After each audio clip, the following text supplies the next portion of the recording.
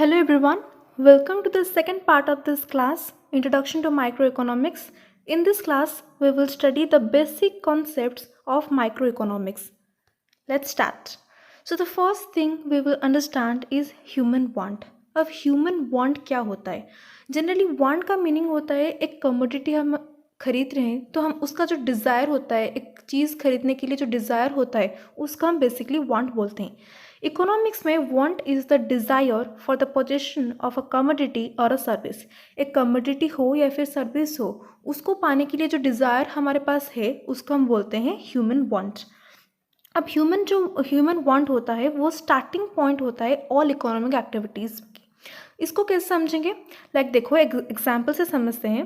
If a person wants food, तो अगर उसको डिज़ायर होगा, उसकी वांट होगी फूड खाने के लिए, तभी तो फूड प्रोड्यूस होगी ना. अब अगर उसने फूड को कंज्यूम कर लिया तो सब खत्म हो गया. All the end of economic activities is fulfilled by consumption. So human want is the starting point of all economic activities and consumption is the end of all economic activities. फिर आते हैं characteristics of human want. So the first point है हमारा human wants are unlimited. आप खुद को देख लो कि ह्यूमन वांट, आपकी जो वांट होती है वो भी ख़त्म नहीं होती. If you are wanting pen, the next day we will wanting some colours, pencil. हमारी वांट ऐसे कंटिन्यू होती है, कभी उसका एंड नहीं होता. Like as wants are unlimited, if one satisfied another arises. So man is called a bundle of wants. फिर आता है second point, a particular want is satiable. अब जो डिफरेंट वांट्स होती हैं वो अनलिमिटेड होती है. लाइक हमें पेन चाहिए, बुक्स चाहिए, ये सारे अनलिमिटेड है. बट एक पर्टिकुलर वांट जो है वो लिमिटेड है. कैसे? एक एग्जांपल से भी समझते हैं. अगर हमको चॉकलेट खाने की विश है तो हम एक दो चॉकलेट खाएंगे, ज़्यादा होके 5-6 खा सकते हैं. बट इतना हमारे पास कैपेसिटी नहीं है कि हम 12-15 चॉकलेट और अनलिमिटेड चॉकलेट्स नहीं खा सकते. दैट्स वाई एक पर्टिकुलर वांट जो होता है वो लिमिटेड मीन्स में होता है. Each separate want has a limit. If one needs food, he can satisfy his hunger by taking food. So उसके जो डिज़ायर है मोर फूड के लिए वो ग्रेजुअली डिमिनिश हो जाएगा एंड एक ऐसा टाइम आएगा जब वो फूड और रिक्वायर नहीं करेगा. सो want for a food is limited और कॉल्ड सटिएबल. फिर हमारा पॉइंट है वांट्स आर कॉम्प्लीमेंटरी. इसका मीनिंग होता है कि एक हमारे पास वांट है तो उस वांट को फुलफिल करने के लिए we prefer several other needs. हमें कुछ अदर थिंग्स भी रिक्वायर होती है. एग्जाम्पल देखते हैं टी. अगर हम टी बना रहे हैं तो टी की जो विश है पीने की वो सिर्फ टी से ख़त्म नहीं होती. हमें टी बनाने के लिए मिल्क चाहिए, वाटर चाहिए, टी पाउडर चाहिए. तो एक वांट को फुलफिल करने के लिए जो इतनी सारे कमोडिटीज़ हमने प्रिफर किया, that's why it's called wants are complementary. Satisfaction of a particular want requires the use of more than one good. फिर आता है wants are competitive. Wants compete with each other because all our wants cannot be satisfied simultaneously as means are limited. अब हमारे पास जो resources होते हैं वो limited means में होती है. हम जितने भी want desire करेंगे वो सारे fulfill नहीं हो सकते. ऐसा पॉइंट है कि हमारे पास लिमिटेड मीन्स है, इनकम भी हमारे पास इतना ज़्यादा नहीं है कि हम सारे जो वांट करें सारे फुलफिल हो जाए. तो इसके लिए हमें चूज़ करना है कि कौन सा वांट पहले फुलफिल होना चाहिए, कौन सा वांट बाद में फुलफिल होना चाहिए. That's why wants are competitive. It compete with each other. Wants are alternative. A particular want can be satisfied by different alternative methods. अब इसका भी एक एग्जांपल लेते हैं.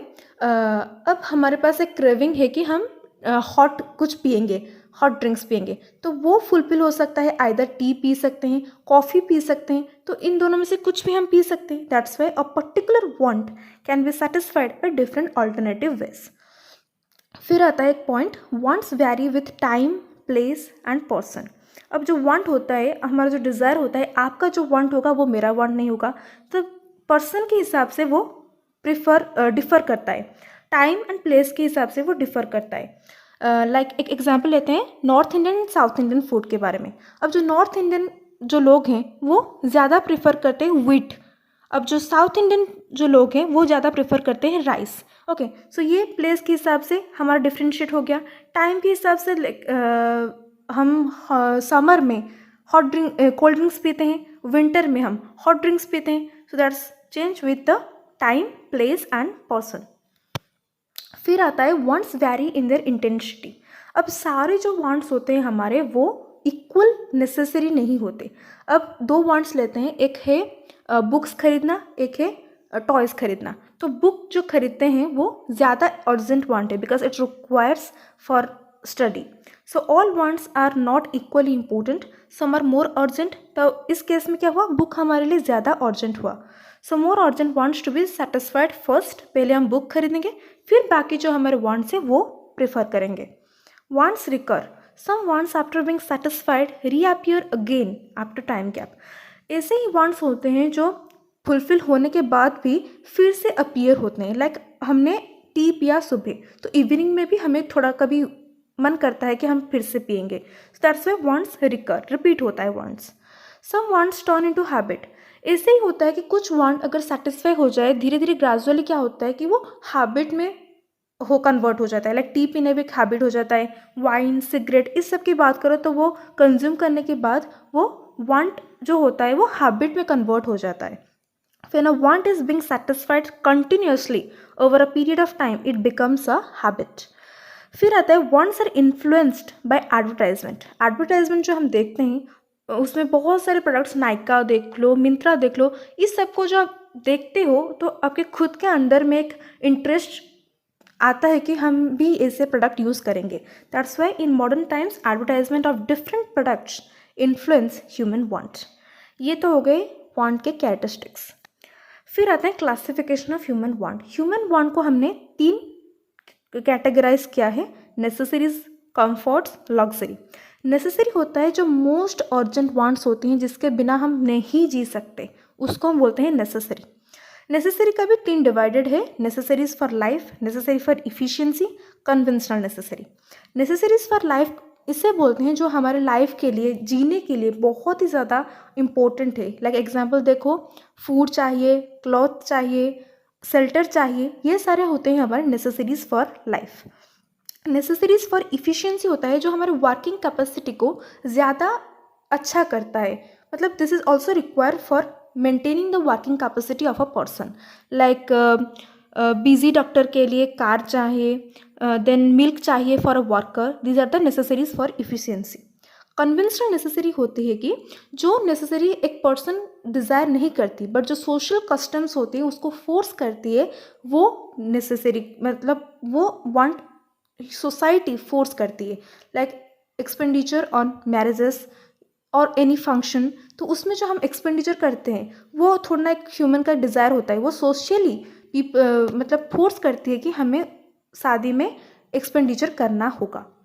कंफर्ट्स होती हैं जो हमारे वर्किंग लाइफ को थोड़ा इम्प्रूव करती है, हमारे लाइफ को थोड़ा स्टैंडर्डाइज करती है। Those goods and services without which man can live but with which human life makes easier, right.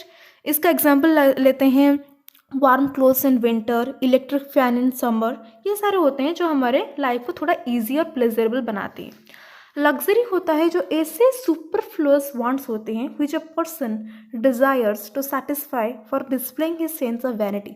उसकी जो वैनिटी है, उसकी जो मतलब दिखाने के लिए जो सब प्रोडक्ट्स हम यूज़ करते हैं, लाइक डायमंड नेकलेस हो गया, एसी हो गया, ये सारे जो लग्जरियस थिंग्स होते हैं वो उसको हम बोलते हैं luxury.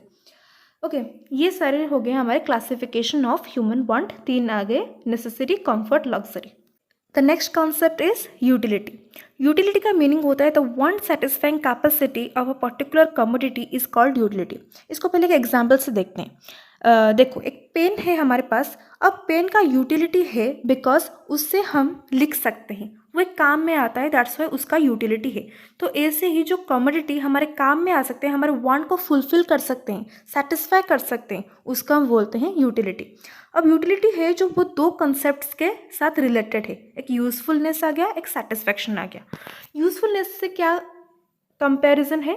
Utility is not the same thing as usefulness. अब यूटिलिटी जो है वो सिमिलर है यूजफुलनेस के जैसे, बिकॉज अब पेन का यूज़ है, दैट्स वाई हम उसको यूटिलिटी बोलते हैं। बट ऐसे बहुत सारे केसेस होते हैं जिसका यूटिलिटी है बट यूजफुल नहीं है, like wine is not useful दो इट हैज़ यूटिलिटी। सेटिस्फैक्शन की बात करें तो utility is different from satisfaction. अब ये हमने देखा डेफिनेशन में कि जो वांट को सेटिस्फाई करती है उसको हम यूटिलिटी बोलते हैं, पर कुछ केसेस में ये डिफर होता है। लाइक क्विनाइन एक मेडिसिन है जो पेशेंट को दिया जाता है, उसके प्लेजर के लिए नहीं है, वो उसमें सेटिस्फाइड नहीं है, बट इसका यूटिलिटी है। अब काइंड्स ऑफ यूटिलिटी पे आते हैं। 4 काइंड की यूटिलिटी होते हैं: form utility, place utility, time utility, service utility. Form utility देखते हैं। When any matter is arranged और saved into a desired form for the better satisfaction of human want. एक कमोडिटी है, अगर उसका शेप चेंज किया जाए और उसको थोड़ा और डिफरेंट मेथड में अरेंज किया जाए तो उसका यूटिलिटी अगर इंक्रीज हो जाएगा तब हम उसको बोलते हैं फॉर्म यूटिलिटी। एग्जाम्पल देखो, एक फॉरेस्ट में एक लॉग ऑफ वुड, एक वुड है, तो उसका कोई ज़्यादा यूटिलिटी नहीं है। अगर हम उस वुड को यूज़ करके चेयर बनाते हैं, ब्यूटीफुल फर्नीचर बनाएंगे, तभी उसका यूटिलिटी ज़्यादा इंक्रीज होगा। प्लेस यूटिलिटी, सिमिलरली प्लेस अगर चेंज होगा तो उसकी यूटिलिटी अगर ज़्यादा बढ़ेगी तब हम उसको बोलते हैं प्लेस यूटिलिटी। इसका भी एग्जाम्पल देखो कि वही वुड का एग्जाम्पल देख लेते हैं। फॉरेस्ट में वुड का कोई काम नहीं होता, अब अगर वुड आकर मार्केट में बिके तो उसका जो यूटिलिटी कंटेंट है वो ज़्यादा हो जाएगा। Time utility, when utility increases with change of time, time के चेंजेस के वजह से अगर यूटिलिटी इंक्रीज हो जाए तो उसको हम बोलते हैं टाइम यूटिलिटी। अब कोल्ड ड्रिंक्स अगर विंटर में बिके तो थोड़ा ना उसका कोई यूज़ है, समर में उसका यूटिलिटी ज़्यादा हो जाता है। Service utility, utilities created by personal service, जो पर्सनल सर्विसेज होती हैं लाइक टीचर्स आ गया, डॉक्टर्स आ गया, लॉयर्स आ गया, ये सारे जो यूटिलिटीज़ प्रोवाइड करती हैं उसको हम बोलते हैं सर्विस यूटिलिटी। फिर आगे another concept goods, a thing which satisfy human want is called good. जो कमोडिटी है वो ह्यूमन वांट को सेटिस्फाई करे तो उसको हम बोलते हैं गुड। गुड को क्लासीफाई किया है इस टेबल में, मैंने क्लासीफाई कर दिया सभी गुड्स को। एक है फ्री गुड, इकोनॉमिक गुड। इसका जो डिफरेंस है वो आपके एग्जाम में भी आता है फॉर 3 मार्क्स। फ्री गुड समझते हैं, it refers to those goods which are available in plenty in relation to demand. हम अगर डिमांड करें तो उसका जो क्वांटिटी है वो अनलिमिटेड प्रेजेंट है हमारे एनवायरनमेंट में। तो क्या आएगा example, sand in desert, air in the sea beach, ये सारे जो होते हैं वो हमारे एनवायरनमेंट में plenty in relation to demand होते हैं। That's why these are called free goods. हम इनको परचेज करने के लिए कोई मनी पे नहीं करते। इकोनॉमिक गुड आता है इसका अपोजिट, जो हमारे सप्लाई लिमिटेड है और हमको उसको खरीदने के लिए कुछ प्राइस पे करनी पड़ती है। एग्जाम्पल आ गया car, book, house, these are the economic goods. फिर आगे consumer goods and producer goods. Consumer good किसे बोलते हैं, it refers to those goods which directly satisfy human want. अब जो ह्यूमन वांट को जो डायरेक्टली सेटिस्फाई कर ले, जो ऐसे कमोडिटीज़ हैं जो डायरेक्टली प्रोड्यूस हो गई तो ह्यूमन वांट को सेटिस्फाई कर लिया, तो उसको हम बोलते हैं consumers good. Book, pencil, clothes, TV, car, ये सारे आगे कंज्यूमर गुड्स। प्रोड्यूसर गुड्स क्या बोलते हैं, जो डायरेक्टली ह्यूमन वांट को सेटिस्फाई नहीं करती, वो अदर प्रोडक्शन में हेल्प करती है। It refers to those goods which help in production of other goods, machines, tools, fertilizer, कि हम डायरेक्ट थोड़ा ना कंज्यूम करते हैं, वो अदर प्रोडक्शन में यूज़ होता है। Intermediate good and final good. Intermediate good होता है जो ऐसे गुड जो फर्दर प्रोडक्शन में यूज़ होते हैं, जो similar to producer good. It refers to those goods which are used up by the producer, producer इसे यूज़ करता है for the production of other goods and services. To produce a sofa the carpenter use wood, foam, तो ये जो would आ गया, foam आ गया, इसको हम बोलते हैं इंटरमीडिएट गुड। और फाइनल गुड क्या होगा, सोफा होगा, right. So it refers to those goods which are sold in market as the end product. उसका कोई फर्दर प्रोडक्शन नहीं होगा, उसका एंड प्रोडक्ट मार्केट में सोल्ड किया जाएगा। ट्रैक्टर्स, कूलर्स, ट्रेस, ये सोफा सेट आ गया, बुक्स, ब्रेड, ये सारे जो होते हैं हमारे फाइनल गुड्स होते हैं। Public good and private good. Public good होता है जो गवर्नमेंट प्रोवाइड करती है, it which can't be divisible in consumption and if provided are equally available to all।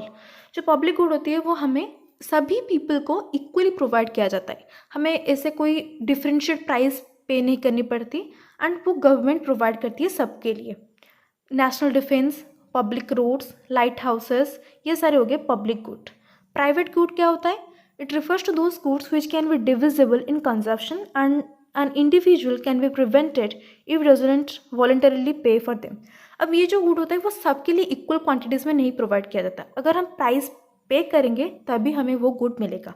Private good इसे हम बोलते हैं, like dress, house, car, pen, ये सारे आगे हमारे प्राइवेट गुड्स।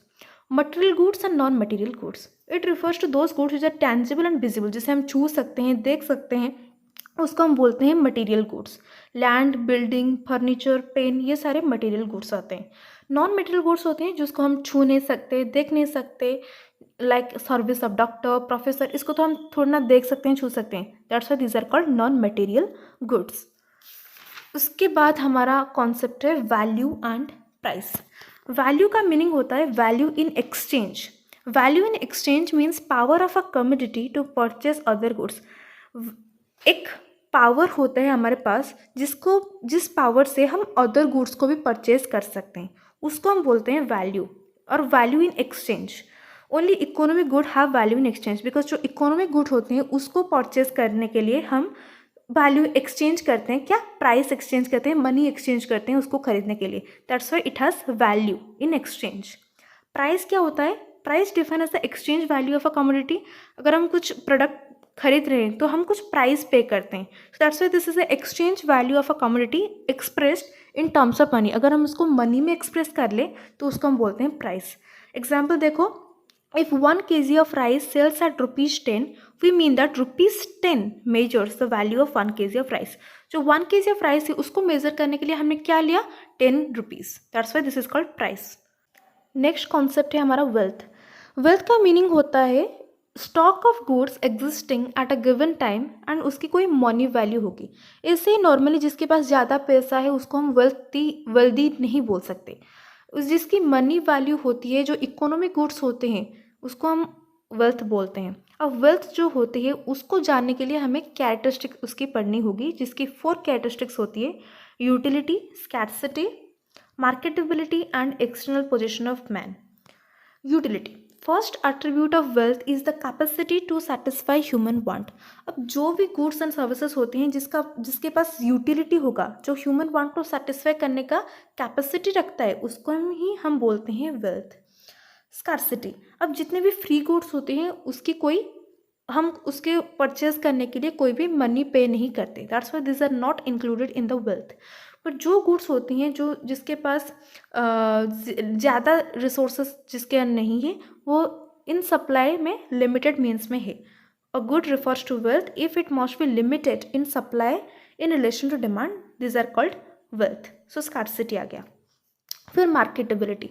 मार्केटेबिलिटी का मतलब होता है if the ownership of a thing can be transferred. अब एक बिजनेस डील होता है, एक प्रॉपर्टी चेंज होता है, लैंड, बिल्डिंग, ये सारे जो प्रॉपर्टी होते हैं, तो these are called marketable because उसकी जो ओनरशिप होती है वो ट्रांसफर्ड होती है एंड उसको ही हम बोलते हैं वेल्थ।